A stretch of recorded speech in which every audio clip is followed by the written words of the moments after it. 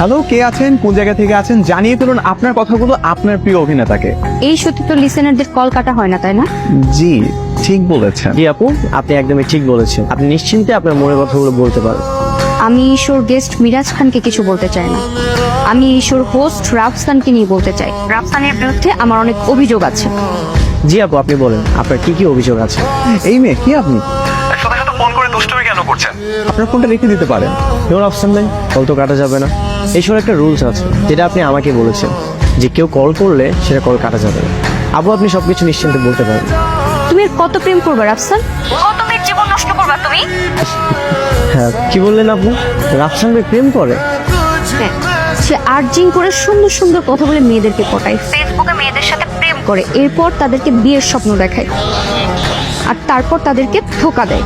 আচ্ছা আপু, আপনি এত সবকিছু কিভাবে জানেন?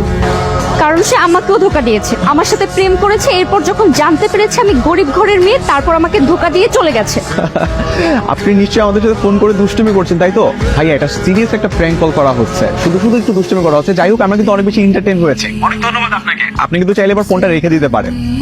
আমি কোনো প্রাঙ্ক করছি না, আমি যা বলছি সব সত্যি বলছি। এই মেয়ে, আপনার কাছে কি প্রমাণ আছে? প্রমাণ, তাই না? আপনার পিঠে একটা কাটা দাগ আছে না? আর কোনো প্রমাণ দিতে হবে আমাকে?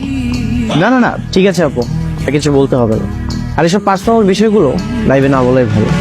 আর আফসান ভাই, আমি আপনাকে খুব ভালো মনে করেছিলাম। দ্যাটস ওয়াই আমি আপনার প্রোগ্রামে এসেছিলাম। যদি জানতাম যে এমন কোনো ঝামেলা হবে, তাহলে কখনোই আমি আসতাম না। মিরাজ ভাই, এটা সম্পূর্ণ একটা প্র্যাঙ্ক ছিল, এরকম কোনো কিছু কিন্তু সত্যি না, শুধুমাত্র দুষ্টুমি করা হচ্ছে আমাদের সাথে। কিসের ফ্রেন্ড? Thank you.